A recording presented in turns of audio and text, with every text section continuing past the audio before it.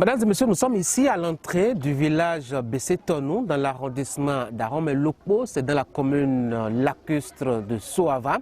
Ici, il y avait eu un grand incendie qui a frappé tout le village où vivent environ 1500 âmes. Alors, une centaine de cases a brûlé et beaucoup de personnes se sont retrouvées justement du jour au lendemain sans toit. Qu'est-ce qui s'est passé ? Comment est-ce qu'ils ont vécu la période et quelles sont les solutions qui ont pu changer un peu le visage du village? Nous sommes ici en plein cœur d'un village qui passe la moitié de l'année sur la terre ferme et l'autre moitié les pieds dans l'eau. Comme vous le constatez déjà, l'eau est déjà arrivée et les populations sont adaptées comme elles le peuvent.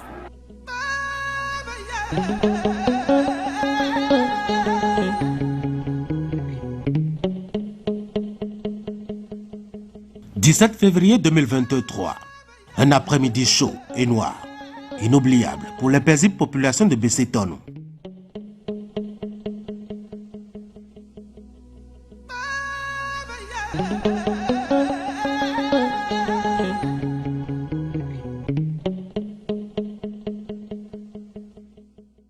Un énorme drame vient de frapper les habitants de ce village d'Arome-Lokpo dans la commune lacustre de Soava.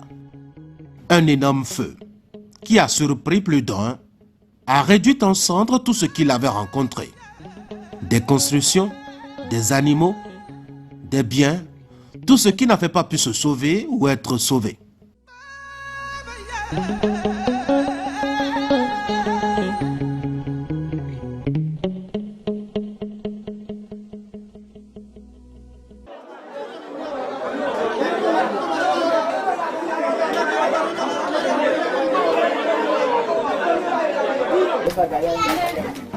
Environ un an plus tard, le village a changé de visage et se présente mieux.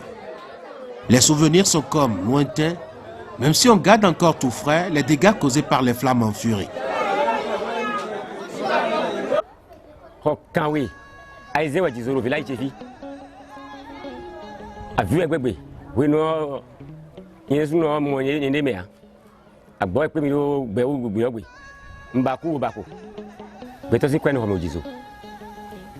Betosi o zanu ganu mudo ndeji no don le bio ejizo ndegbe nde beton zao biwe jizo machi ndem no le glele ejizo betosi zo keke lo ho ule bo jizo ka ofio ndejizo toji hunde no to bo jizo.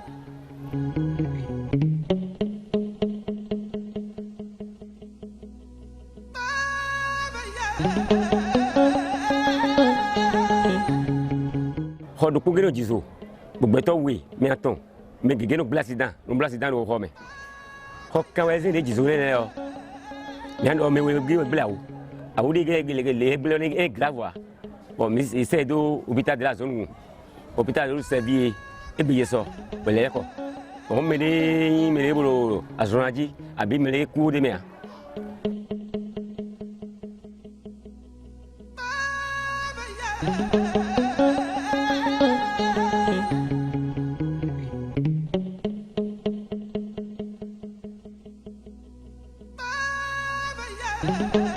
Là, il y a un le code de coup, il dit tant de bon, il y a pas de manière de mettre bien.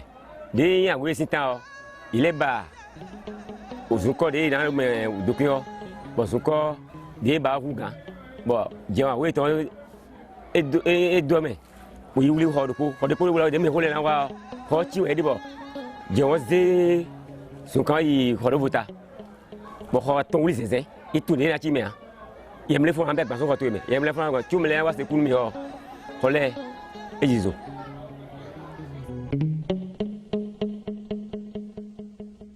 Le jour du sinistre, tout sembla réuni pour que survienne le drame.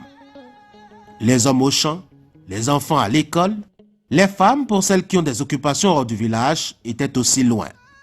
De nombreuses familles ont été alors touchées. Mais tiens, le quoi goya. Mba joromi. Nga ko jolo ko do wa. Ayo. Oh.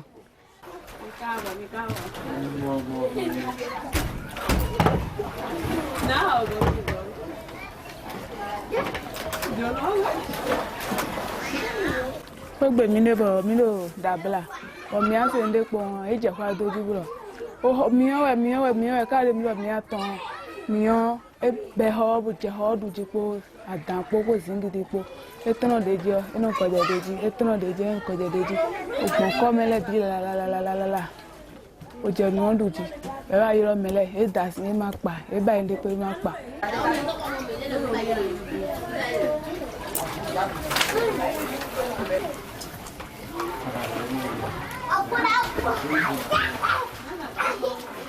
Ya mother no prepare so kwa don de bodo yi mele vole bi ho mele le monde e chan e mother no te fi kaka do ba yi no volo zo am. Le feu aura pris toute l'après-midi pour ravager tout sur son passage. Tout y est passé. Et derrière les décombres fumants, des dizaines de familles sans abri. Et dans un contexte aussi conservateur, la tradition n'a pas beaucoup aidé les victimes. Il y a des traditions en plus qui disent quand ça a brûlé comme ça par un incendie, on ne doit rien construire. Il faut attendre qu'une première pluie vienne éteindre ce feu.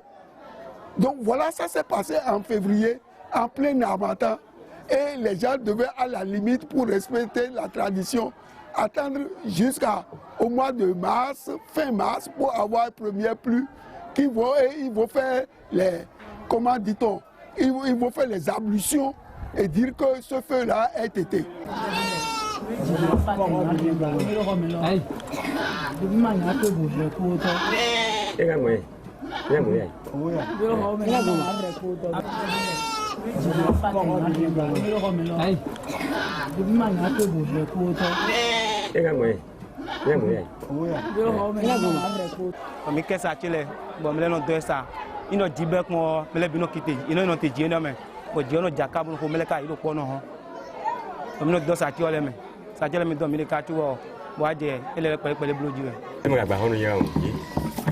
Kilo bawe.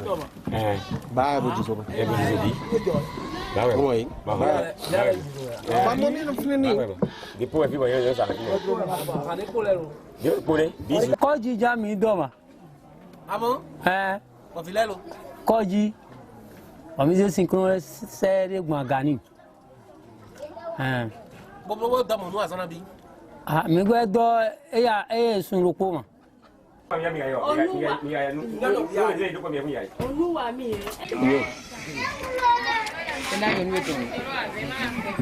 Potom bi de no wusin lo edu bi. Favoli moche eso du. Ba avonche zo fio. Amon.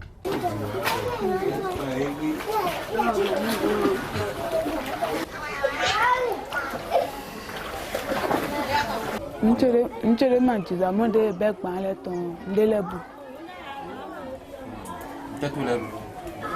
A fokpo lo ba le po. Profondément affligées par le drame, les populations qui se sont retrouvées du jour au lendemain dénuées de tout n'ont pas eu beaucoup de temps pour se remettre le moral d'aplomb.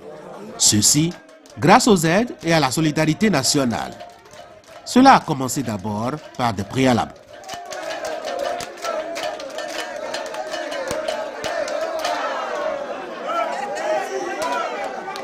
Les topographes sont venus et ont fait le relevé, ont fait l'état des lieux de toutes les cases brûlées et identifié la part de chacun de là où les gens restaient. Ceci est très important parce qu'il y a des tombeaux sous les cases. Ce n'est pas à faire une attribution et aller remettre la tombe de Katampion sous la case d'un autre. Et nous avons essayé le plus que possible pour respecter un peu les raisons de sécurité incendie, d'écarter plus ou moins les cases et créer quelques allées pour que les gens puissent passer. Ni mia bo hole gbalu, ni ya ikpanu bodo gbailo. Il y hole me mide ide o. Ni mi lo tolo. Ah o. Beaucoup to wa jondo ganji. Gba holo alodeji mi tolo bo mele bibo. Poto okpanu. On a fait des modules qui doivent être construits progressivement suivant la capacité de chacun. On a mis les poteaux, on a fait comme un hangar et il y a des parties où vous pouvez fermer et faire des murs en briques si vous en avez les moyens. Vous allez voir, il y a des murs en bambou. D'autres ont pris même des paillassons là pour entourer leur maison. Et chacun fait suivant ses moyens. Ces préalables techniques étaient menés parallèlement aux aides de diverses natures qui affluaient. Les populations de Bessétonou ont pu se sentir soutenues, aussi bien par la communauté locale que par la nation béninoise. Mais mon père catholique qui tourne tout il est béni. Il est d'où il est à Bémélé. Pour Bémélé, à Bissaprio. Bon, mais le filet. Lenoa, on a un lesin et Ivy, Badé, Azimi, nous ne pouvons pas le voir. Bon, on a mêlé, bon, et non, même Badon, il y a quoi de romain, bon, Jésus, un lebi Jésus. Bon, alors, quand on a le peuple de Gonou, bon, nous devons gagner, mais caca, tu vois, il va dire le l'on nous dit.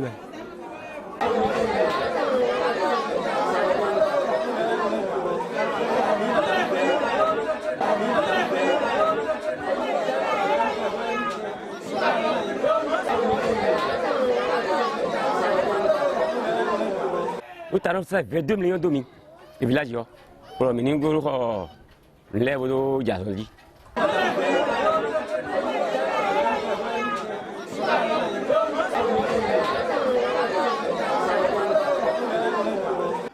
On a calculé tous les matériaux de construction. Le bois, le fer, le clou, les feuilles de tôle qu'il faut pour construire chaque module.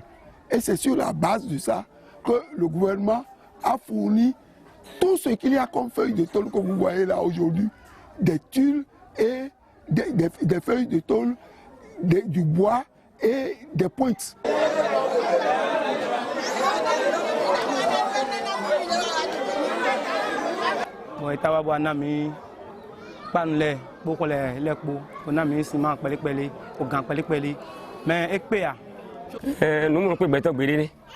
Yo maman me mon kwek équation beleji avec mes toilettes dans les blouton et ton bifo maman de tata vie de beton à mer elle est bien dit so beton ma gamme dit mais les pour mais aussi comme dit magado nous bifo dit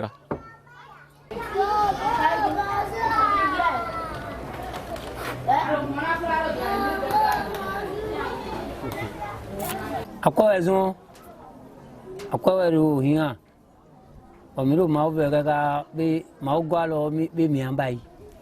Bon, ne bon me de leo e kama logo ba mi deo e wa gomi don e galo mi. Ye gualo na mi. Ye gualo na nye taw. Khole bi ma zenzen ko do mona we dai. Taw. Je ko je wedo. Ko e wedo. Te ko to dagba tawon ya kabi na echi. E kulo. Ko che kulo taw.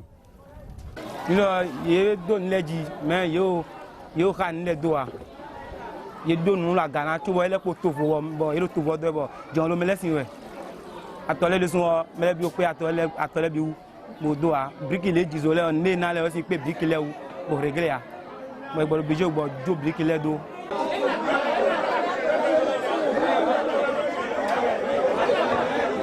C'est des maisons qui ont plus d'aération. C'est des maisons qui sont construites avec des poteaux de qualité. Parce que vous savez, les poteaux brûlent aussi. Le fer qu'il y a dedans, quand la chaleur est très forte et le fer n'est pas bien ancré, le fer fond et tout tombe. Vous avez vu, là, on a mis un système en place. Les claustras sont des moules en briques creuses qu'ils ont posées les uns sur les autres. Ils ont mis les fers dedans et ils ont coulé du béton dedans. En à peine 3 mois, le village a changé de visage. Des cases en matériaux précaires, la plupart des habitations sont passées à un stade intermédiaire en attendant la modernité. Ceci grâce à la spontanéité d'une solidarité nationale.